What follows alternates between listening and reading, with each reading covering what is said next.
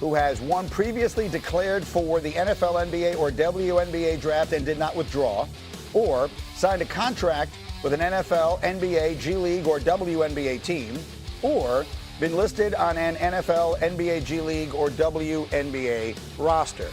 There is, as you can imagine, an enormous amount to unpack here, and we've got all the right people to do the unpacking. Again, Mike Tannenbaum with his legal background, and Lewis obviously covering the college and pro game. Paul Finebaum, who was never short on opinions. But let's start with Pete Thamel, who has been covering this more closely than anyone for us. Pete, just empty the notebook for us here. What do all the people watching this morning need to know about what happened yesterday? Well, Greeny, yesterday what happened is the Big Ten and SEC passed a rule that should be fairly obvious to everyone, right? They said you cannot go to the NFL and then return.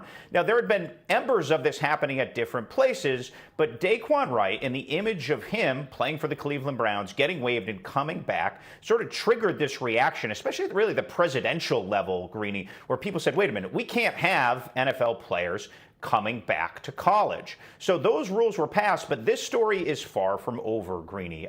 Right now, LSU has 3 such players that were involved in a local state court ruling, which the lawyers will tell you should technically still make them eligible to play. State law obviously trumps conference law. That's Daquan Wright. You mentioned Xavier Harris, a very good defensive tackle. He had 10 tackles against Georgia last year in the college football playoff for Ole Miss. And then a Notre Dame edge rusher, junior Tuihale Maka, who actually did not ever sign a pro contract, so his situation may be a little different. It's my understanding, Greeny, all 3 of these players are in Baton Rouge, and they are expected to push through the legal process to play. They're expected to likely start practicing with LSU at some point this week. This is not going to be a stand-down situation. The lawyers for these players made very clear last night that they continue to push forward against the SEC, and it creates a fascinating showdown between LSU and the SEC right now. It was a 16-0 vote, but I was told the LSU vote, Greeny, was very sheepish.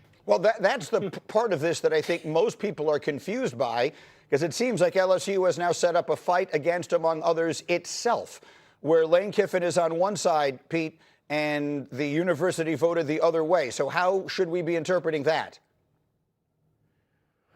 We should be interpreting that by virtually every conference vote in the history of conference votes, Greeny, has been a unanimous vote. So I think there was some peer pressure in the room to do that. Monday, they had to pre-Zoom the SEC presidents before the actual meeting. That's just how hot burner this topic was. And in that, LSU President Wade Rouse made very clear where LSU stood, and they plan to push forward for the eligibility of these players. And again, we had the Charles Bediako situation in Alabama basketball in February. And the one thing that was very clear from calling the SEC and the NCAA during that case was if a state court makes this law, you cannot trump it. Now, there's ways we saw in the Big 12, and we can get into this later with Mike T and everybody, where you can go above the state court and perhaps give yourself the authority to enforce your own rules. But what the Bediako situation taught us was it was 15-1 in the room against Alabama. No one thought Charles Bediako should be eligible. He'd gone, he'd played in the G League, etc.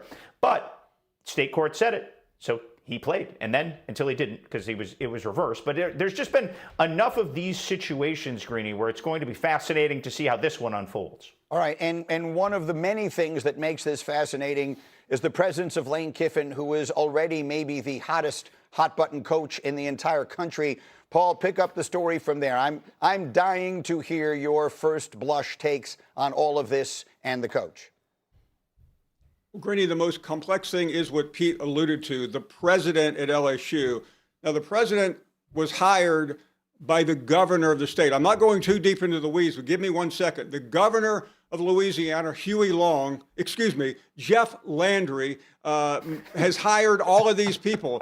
Jeff Landry, following in the footsteps of the great Huey Long from the 30s, they called him the Kingfish because he ran the state and it was his football team at LSU. And this is Jeff Landry's football team. So I wanted to be a fly on the wall when the president had to call his boss, the governor, who's also, by the way, the ambassador to Greenland, to explain why this state school is going against what the wishes of the head coach want. And Lane Kiffin is the most important person in the state other than the governor. I know that's confusing, but that's the way Louisiana rolls, and there's no way they wanted to do it. But I think the president sitting there with 15 other PhDs couldn't go against the grain as long as he wanted to be a member of the SEC, which means he collects those big checks.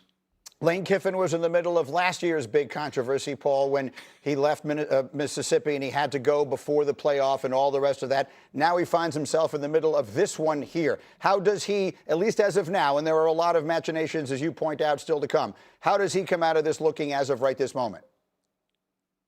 Well, he looked okay until yesterday when his own president went against him. I think he will continue to try to find support. You saw him go on McAfee yesterday pleading a bizarre ChatGPT generated argument. It made absolutely no sense. But that's who Lane Kiffin is. He still has the people behind him. And Pete said it best. This is not over. And if Lane Kiffin is, he still has the people behind him. And Pete said it best. This is not over. And if you know anything about Louisiana, expect an uprising because Lane Kiffin wants those players on his roster, and I believe he is determined to get them over the commissioner of the SEC's dead body. Lewis, as a longtime player and executive and broadcaster, what is your number one take on all of this? Look, obviously the lines between what are amateurs and professionals has totally been blurred here. So, I mean, the whole notion of you don't want professional football players playing in collegiate athletics. Look, I get it from an idealistic standpoint, but those lines have been blurred. I don't know how you can ever really wind up drawing a hard line anymore, considering the kind of income and earning power that college football really has as far as the individual players in college basketball, for that matter. For me, this is really about having 18 and 19-year-olds compete against guys who are 24 and 25-year-olds, and with the disparity in terms of athletic development and how that really becomes something that is not what intercollegiate athletics was intended to be about. So look, I understand Daquan Wright, I believe, is 23. Xavier Harris is 23. So these guys aren't 25, 26-year-old, 6- and 7-year college football veterans. But still, I mean, that's what I think obviously is we're kind of like moving towards. This is going to really be an age-based college eligibility type of argument. But right now, this has just become one big giant mess. Does Lane Kiffin really want to go to bat to this degree for these two players and put his own standing, as the head coach at LSU in jeopardy? It just doesn't seem worth it to me, but this is something where the toothpaste is out of the tube here, man. I just don't know how they get it back in. It is worth pointing out that Lane Kiffin has never yet coached a game at LSU, and he is already in the center of his second enormous controversy. Mike T., I wanted you here because of your legal expertise. Looking at it from the perspective of a lawyer, how do you see this thing? Yeah, ironically, I got my law degree in Louisiana, so I think I'm eligible for this conversation. Look, I think Daquan Wright goes back to that state district court and says, hey, I relied on what was this offer from LSU, which, by the way, I totally agree with what the SEC and the Big Ten did yesterday. I think what they did was right and sensible. With that said, there's going to be a detrimental reliance argument made by these players that, look, I left the Browns, and this ruling of age eligibility makes me eligible, and I should have a right to play this year. And then on the other side of the argument, they're going to say, sure, you can. Go to the FCS. Go to the other conferences that allow you to play. So this is far from over, and you saw a lot of things last night about Daquan Wright's lawyer talking about being in court as early as today. So it does Daquan Wright turn back to the NFL and say, you know what, I don't want to deal with this anymore. Maybe I try to make some teams practice squad, and we go from there. It's just so funny, like this argument about what exactly is a professional and what isn't a professional anymore. The traditional definition doesn't apply anymore. Right. It doesn't apply. Like professionals typically, earn money. That is their job. Exactly. Right. You can't make that argument anymore. I understand the age-based, eligibility rules. That's what makes sense. That's what needs to be enforced because that gives some certain teams an unfair competitive advantage over others. I shouldn't say unfair. It gives them a competitive advantage over others, and we know that. But what is a professional and what isn't?